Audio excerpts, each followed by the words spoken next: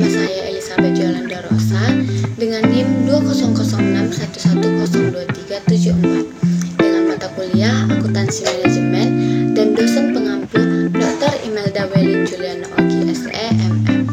Saat ini saya akan membahas tentang laporan laba rugi, full costing, dan variable costing. Adapun video ini saya buat dalam rangka memenuhi tugas ujian tengah semester. Adapun subtopik yang akan saya bahas pada kesempatan kali ini yaitu yang pertama, pengertian dan manfaat full costing, yang kedua, pengertian dan manfaat variable costing, yang ketiga, perbedaan variable costing dan full costing, yang keempat, pengertian dan manfaat laporan laba rugi, yang kelima, mengapa laporan laba rugi diperlukan.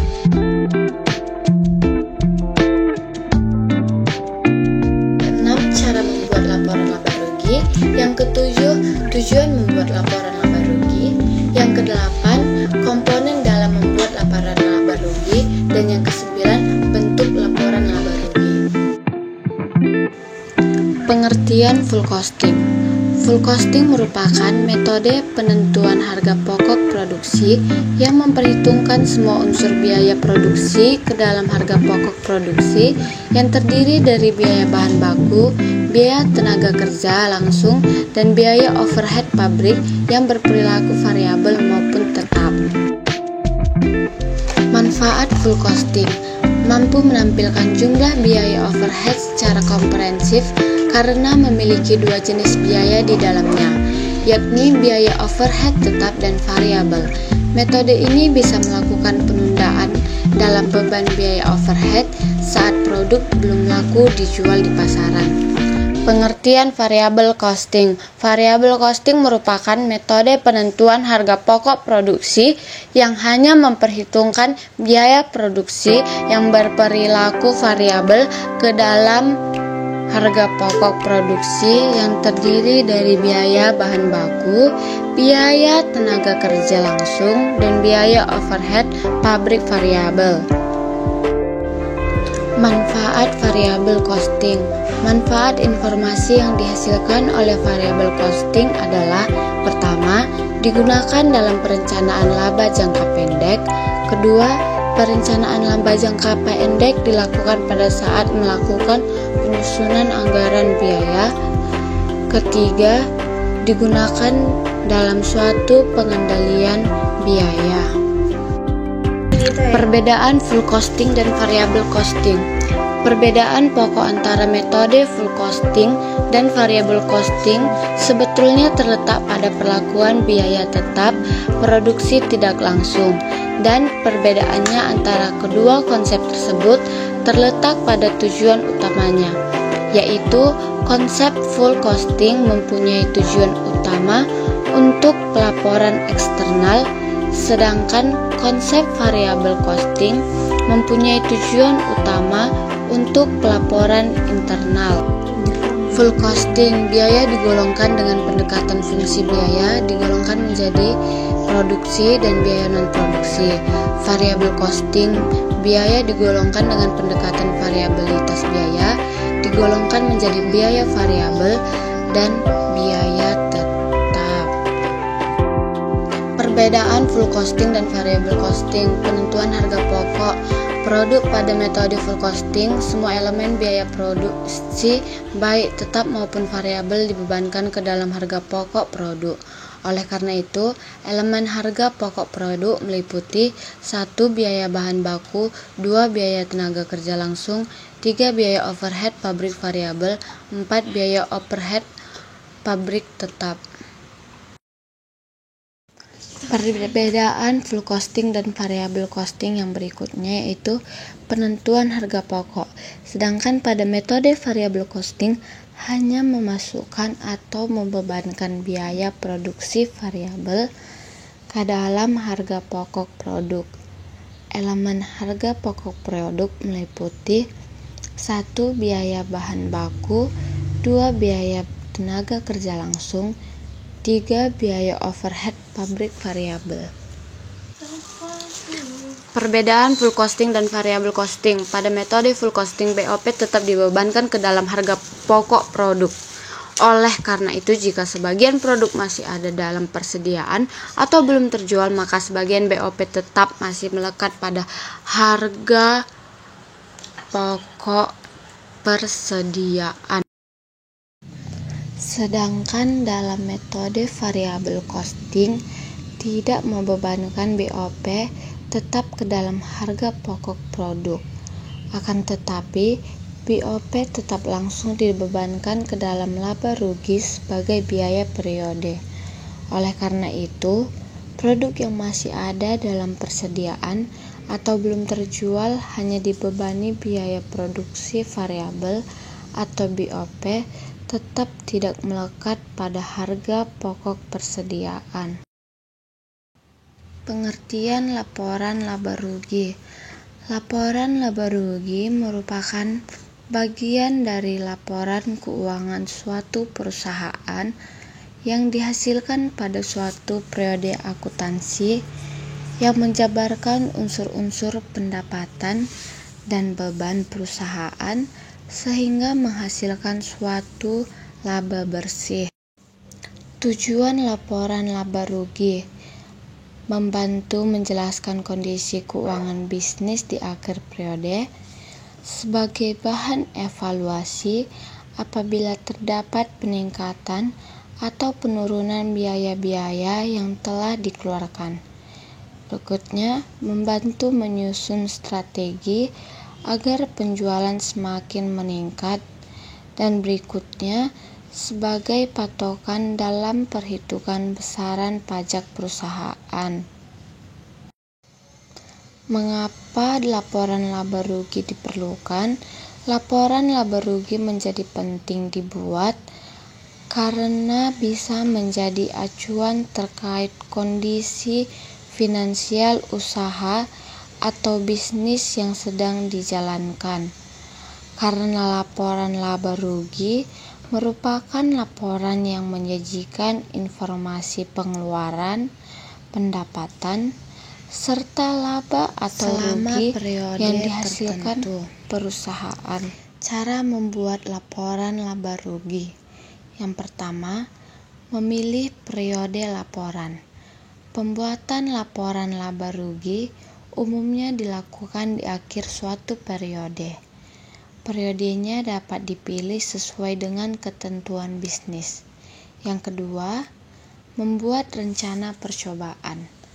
Neraca percobaan adalah dokumen internal yang berisi saldo akhir di setiap akun buku besar pada suatu periode tertentu. Yang ketiga, menghitung pendapatan. Langkah selanjutnya adalah menghitung total bisnis dalam periode yang telah ditentukan sebelumnya. Adalah semua uang yang diperoleh untuk layanan. Cara membuat laporan laba rugi yang berikut. Yang keempat, menentukan harga pokok penjualan atau HPP. Setelah menghitung pendapatan, berikutnya perlu menentukan harga pokok penjualan atau HPP. Bisa menentukan HPP dengan menghitung harga pokok produksi terlebih dahulu. Yang kelima, menghitung gross margin. Gross margin atau margin kotor menunjukkan jumlah kotor yang diperoleh dari penjualan produk. Untuk mendapatkan nilai gross margin, bisa mengurangi total pendapatan dengan total HPP pada laporan laba rugi. Yang keenam, menambah biaya operasional. Langkah ini adalah menambah biaya operasional tepat di bawah garis gross margin. Masukkan seluruh biaya operasional yang ada dalam laporan saldo neraca. Yang ketujuh adalah menghitung penghasilan. Nominal penghasilan bisa didapatkan dengan mengurangi total biaya penjualan dan administrasi dari gross margin. Kemudian, masukkan jumlah yang didapatkan di bagian bawah laporan laba rugi. Yang kedelapan, menambahkan pajak penghasilan.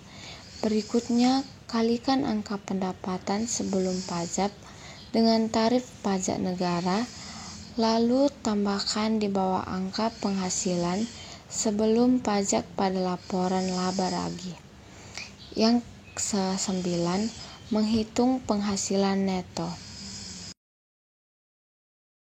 Penghasilan neto adalah pendapatan bersih. Bisa memperoleh nilainya dengan mengurangi pajak, mendapatkan dari angka pendapatan sebelum pajak. Setelah itu, tambahkan ke baris terakhir dalam laporan laba rugi. Berikut ini adalah beberapa tujuan dibuatnya laporan laba rugi perusahaan. Yang pertama, perhitungan besaran pajak perusahaan. Yang kedua, memberikan informasi dari perolehan laba atau rugi semua periode. Yang ketiga, menjadi referensi evaluasi bagi manajemen perusahaan untuk menetapkan langkah-langkah apa saja yang harus diambil di periode yang akan datang. Yang keempat, memberikan informasi apakah langkah yang atau biaya perusahaan. Berikutnya, komponen utama dalam membuat laporan laba rugi. 1. Pendapatan atau revenue. Revenue adalah meningkatnya aktiva atau arus masuk perusahaan yang berasal dari kegiatan operasional. Yang kedua, revenue dapat dihitung dengan cara total pendapatan kotor dikurang potongan harga atau diskon atau return tunjangan lain. Yang ketiga, beban atau expenses. Expenses adalah penggunaan aktiva atau arus keluar atau kemunculan liabilitas atau kewajiban dalam sebuah periode karena produksi barang atau pengiriman. Keuntungan atau profit. Profit adalah meningkatnya ekuitas akibat transaksi atau investasi pemilik atau pendapatan. Yang kelima, kerugian atau loss. Loss adalah menurunnya ekuitas akibat transaksi atau beban serta pendistribusian kepada pemilik. Yang keenam, pendapatan komprehensif lain atau other comprehensive income adalah total penghasilan dikurangi beban. Dan yang ketujuh adalah harga produk penjualan atau HPP diakui sebagai biaya yang timbul akibat memproduksi suatu barang dan dijual dalam kegiatan bisnis meliputi biaya bahan baku, tenaga kerja langsung, dan biaya overhead. Untuk format penulisan hampir sama dengan penyusunan laporan lainnya, yaitu pada header dituliskan identitas perusahaan, jenis laporan keuangan yang disajikan, dan periode tahun laporan. Seperti yang sudah disebutkan sebelumnya, komponen utama yang dimuat dalam laporan laba rugi adalah total pendapatan, total beban, dan laba atau rugi. Komponen total pendapatan dan total beban diperoleh dari kolom laba atau rugi pada neraca saldo atau kertas kerja. Komponen laba atau rugi merupakan selisih dari total pendapatan dan total beban. Apabila pendapatan lebih besar dari beban, maka diakui sebagai laba. Dan jika sebaliknya, yaitu apabila pendapatan lebih kecil daripada total beban, maka diakui sebagai rugi.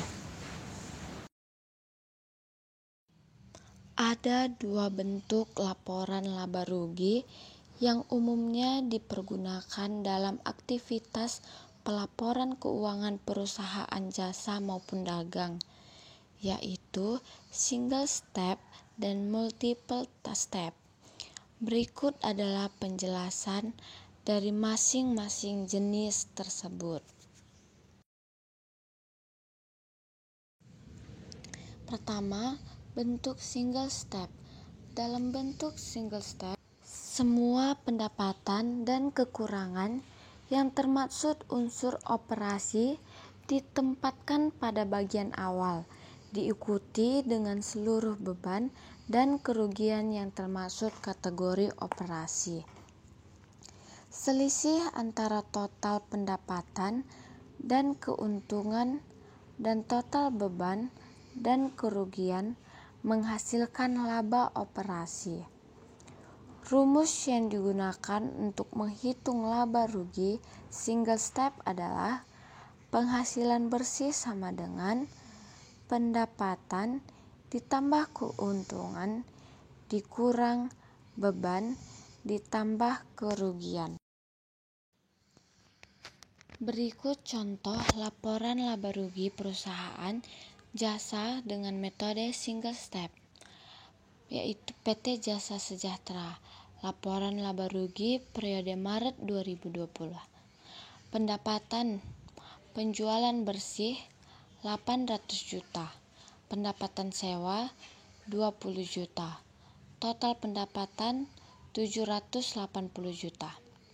Beban harga pokok penjualan 300 juta. Beban penjualan 15 juta.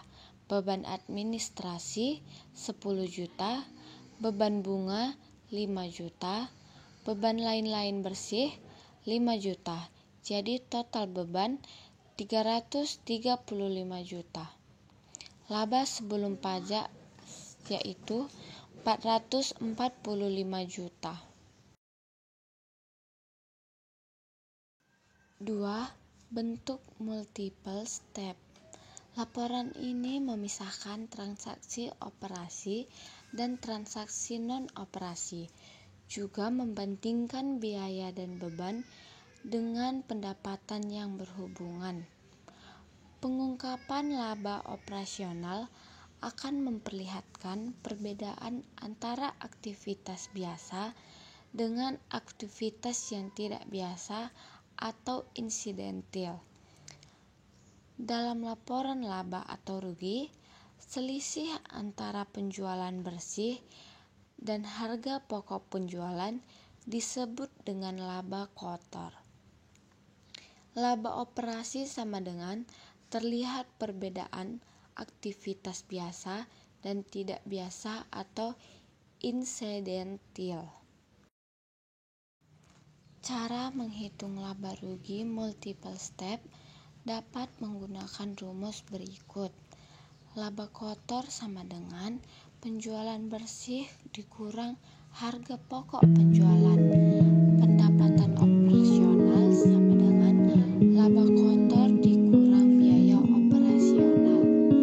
Penghasilan bersih sama dengan penghasilan operasional ditambah barang dan operasional. Berikut contoh membuat laporan laba rugi perusahaan dagang dengan metode multi-step.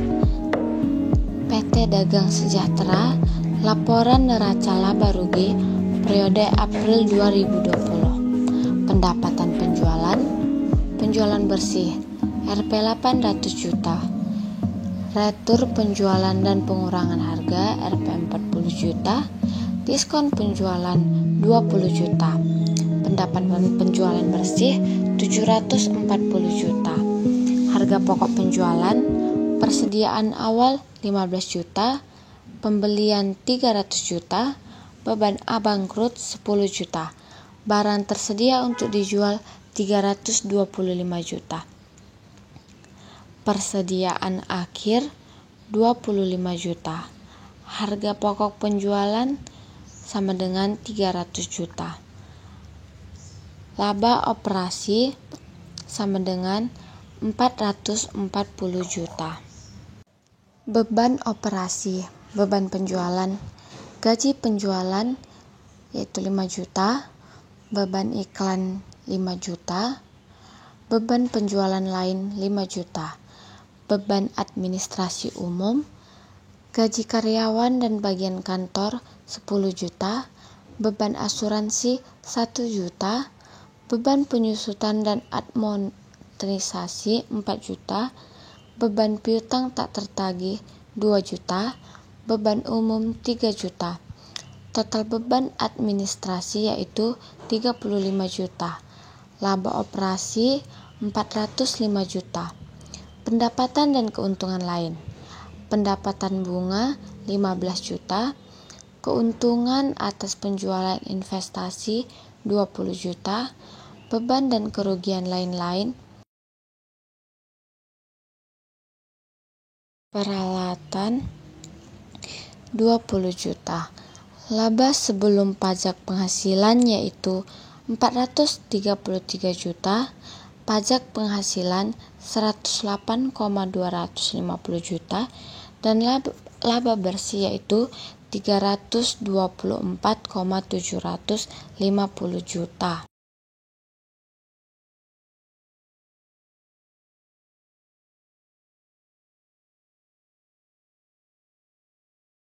Baik, sampai di sini perjumpaan dan penjelasan materi dari saya terkait laporan laba rugi, full costing, dan variable costing. Saya mohon maaf apabila ada kesalahan kata.